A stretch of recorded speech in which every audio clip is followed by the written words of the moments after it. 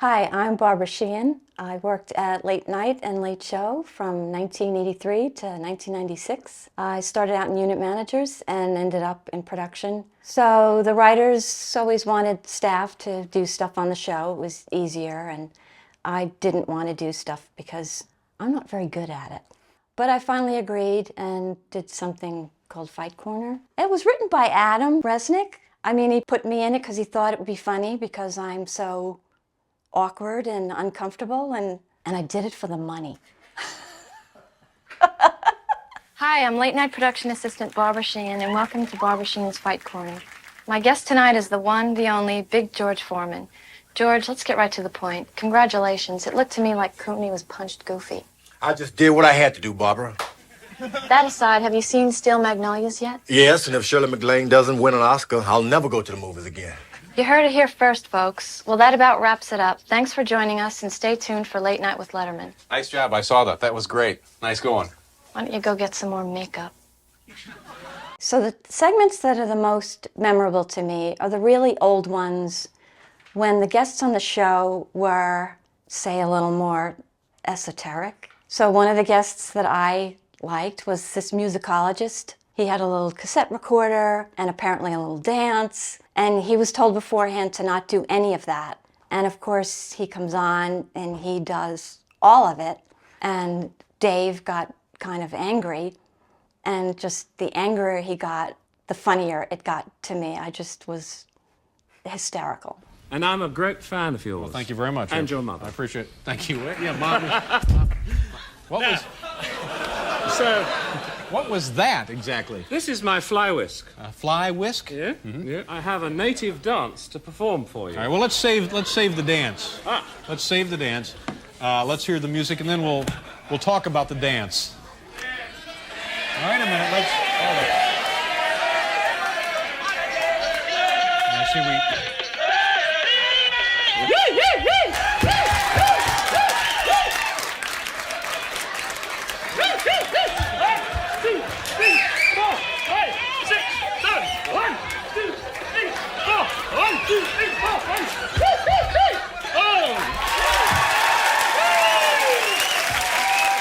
Well, I guess that's it, isn't it? I'm not sure what we would do after that. Is there anything else we ought to know about this work? Or anything else we should know about your medication? This was one of the older guests, and my memory is a guy with like a baby carriage with a chicken and a pig. At one point during his act, Barbara Gaines was like, her observation was, that pig loves that guy.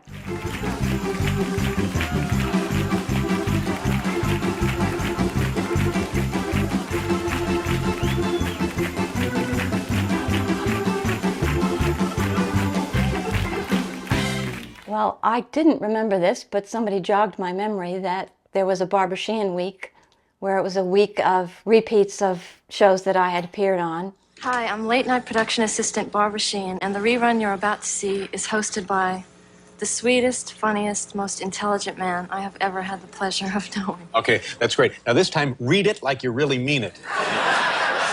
That would make me ill. Hi, I'm Dave Letterman, and this young woman here is Barbara Sheehan, a production assistant here on the program, and we're calling this Monday through Friday Barbara Sheehan Week because she's going to appear in every single rerun that we put on the air. Now, Barbara, this really wasn't your idea, but you're certainly happy to help out, aren't you? I'd rather be dead. Ladies and gentlemen, now, Barbara, you don't sing, and you don't dance, and you don't really do any acting or anything. And what kind of a television entertainer are you then? I don't know, kind of like you. Hi, I'm Biff Henderson. And I'm late night production assistant Barbara Sheehan, and this is the Biff and Barbara Show. What are we going to do on the show tonight, Barbara? Introduce a rerun of Late Night with David Letterman. So our show just presents reruns of his show? That's right. Damn, this is not going to last a week. Paul Penolino, who was our PA at the moment, played Betty Davis. And in the bit, Dave was supposed to wrestle Betty Davis. He was wrestling with Paul, and Dave gets into it to the point where the dress goes all the way up and Betty/Paul's, like, you know, exposed to the studio. Dear Dave, why is it you wear wrestling shoes? I think you should wear some baseball or bowling shoes or maybe some fishing boots sometime. Your bud Ted Johnson, Chico, California. Well, Ted, to tell you the truth, the reason that I wear these wrestling shoes is just because they're comfortable. And there was this one time, they actually came in pretty handy one night. Hal, do we have that file tape ready to go? Yeah, here it comes. Okay, watch this, and I think it's self-explanatory, Ted. Ladies and gentlemen, it's a real pleasure to introduce a true living legend and one of Hollywood's all-time best. We're thrilled she's here tonight, Miss Bette Davis.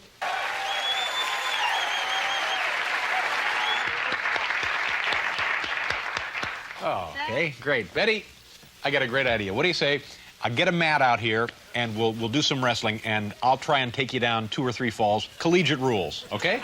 Well, all right. I'll let you do that. Okay. And wrestle.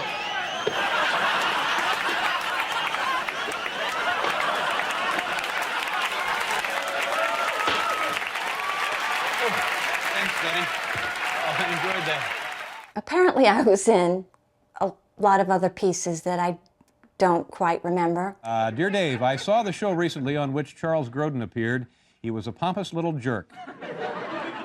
And you were right, he does whine. If I were you, I would have leaned over during a commercial break and given him a sharp rap on the head. When I got the letter, we decided to give it a try, and I used it a couple of nights ago when the lovely actress Molly Ringwald was on our show. Hal, roll the videotape of that, will you?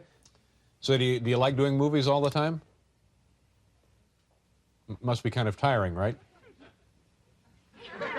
Are those your own shoes? So which do you prefer, those crinkle cuts or the really big steak fries? Damn it, Molly, you're gonna have to talk. I can't do this by myself. Now, come on, Molly, just say something, anything. Will you talk to me? Oh, gee, come on. But I do remember one time dressing as a duck, and I thought, well, at least no one will know it's me. We walked across the studio. I heard Paul Schaefer yell out, "Hey, it's Barbara Sheehan in a duck costume." This comes to us from Randy Schnibby Kupsch from Two Rivers, Wisconsin. You know, I don't have a joke here. I just love saying Randy Schnibby Kupsch.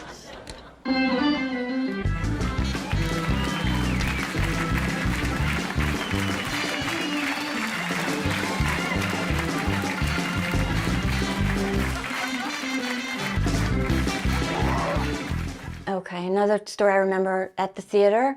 I ran downstairs by the music room. I think I was going to use the bathroom down there.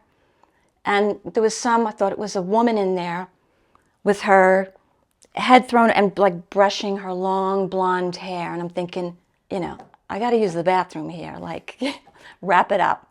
And then finally when threw her head back, it was Greg Allman. But if you leave me, pretty baby, don't you know you're gonna hurt me so? So Calvert DeForest, who was Larry Bud Melman, so he had problems reading cue cards. So when we did the shows in LA, it was a much bigger auditorium. The cue cards were much further away. They tried to make them really big. He can't read it. So he just stopped in the middle of whatever he's doing and he goes, "Forget it."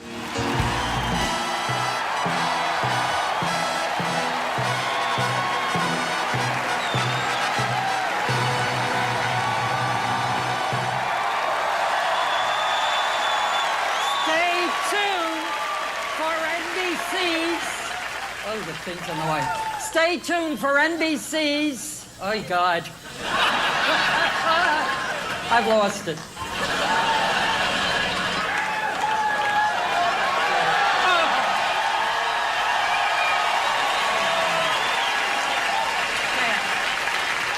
Lost it.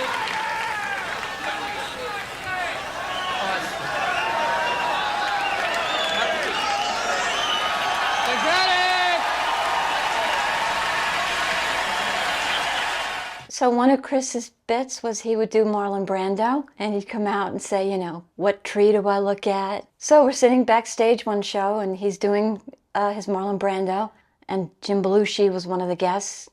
So he comes out backstage waiting to go on, and he looks at me and Barbara, and he says, "That's a terrible Brando impression." And we looked at him like, he's not really doing impressions, you know. It's just a bit.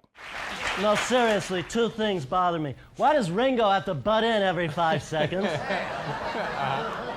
And also, what does Wendell do in the grand scheme of things besides annoy the out of the audience?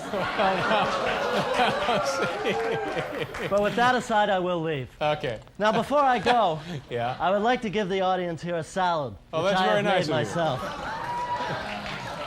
Now, this is a salad which I made on the island, and there are some herbs and some oils in here which I brought from the island. It is rather smelly, because I think the herbs may have gone bad. I see. Well, maybe then Marlon people shouldn't really eat that, do you suppose? Well, it's not going to hurt them. There's no meat in it. There's no cheese to speak of. I'll tell you what I'll do. Please, whatever you do, if you're going to eat it, don't put croutons in it. I beg you on my hands and knees like a dog, don't put croutons in it. There was a bit where Jerry Mulligan and Chris Elliott were doing something like they were in the play Mummenschanz, which was on Broadway. So they had these black leotards with the rolls of toilet paper. And the commercials for this play were on constantly at that time. After the show, one of the talent coordinators comes in and is like, how did you guys come up with that? That's so original. They were like, it's a play on Broadway. How do you not know that? You're a talent booker. Well, you go ahead and introduce the rest of the troupe here. Sure, why don't I? Right behind me over here, this is Klaus. Klaus? Over here. And knock. this is Helmut. Helmut, nice to see you. And the fat one over here is Ingrid. Okay. Ingrid and I are dating. All right, well, it's certainly nice to meet all of you. And folks, go ahead and take the headgear off and make yourselves Nein, nein, nicht so schnell, wir haben sie nicht. What does that mean? What did you say to them? I said, not so fast, idiots. This is television. You could be recognized and identified. It's a visa Kind of thing, you a understand. visa thing, sure. Yeah. The name Mummenschanz. No, it's Mummenschanz. Mummenschanz. Mummenschanz. Mummenschanz. Mumma. Forget it, you don't understand. Exactly what does that mean? It's actually an onomatopoeia. It's the sound your nose makes when you sneeze. No, it's not. No, you're a big jerk. Oh. Hey, you might be right. Doesn't sound like Mummenschanz at all. All right, now, Chris, where did you learn how to do this Mummenschanz? Well, we've all had extensive Lecoq training, if that's what you're talking about. And Lecoq, what is that? Believe me, you don't want to know. Okay. Now, So the cooking segments, you know, when people do cooking segments, they're not really going to be able to do their cooking segment because that's just how it goes. Dave's not really, he doesn't care about the cooking segment. One of the guests was Martin Scorsese's mother, who was this very cute, little tiny Italian lady. And she made this amazing pizza. do you enjoy being in the films? Well, I have to be in the films, otherwise he threatens me. Threatening. All right, I put some sauce around. Did you make the sauce yourself? Watch your shirt. Oh, yeah, I don't want to get on the... You never get this. Smear it around. That's it. Nice. Not too much. Don't make it too much. It gets too heavy. All right. That's it. Robert De Niro comes over and eats this pizza? And Robert De Niro loves it. He says, I make the best pizza in the whole world. What sort of table manners does Robert De Niro have? Does he eat in his T-shirt? No, he comes dressed up in clothes. What's the matter with you?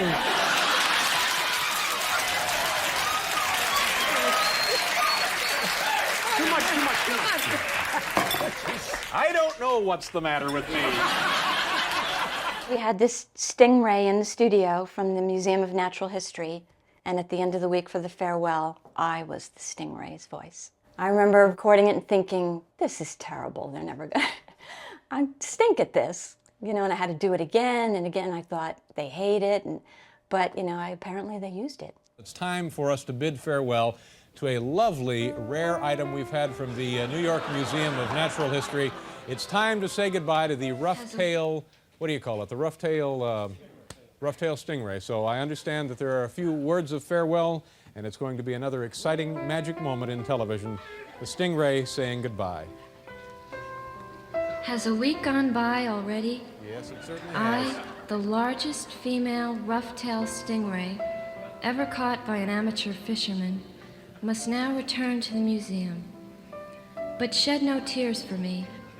My life has been a full one. I am proud of my many offspring, some of whom I have cannibalized. and I am honored to have shared a stage with Alba Ballard and her costumed parrots. But my greatest thrill is knowing that you like me. You actually like me. Thank you. Okay, bye-bye. Thank you so much. It's been a great week.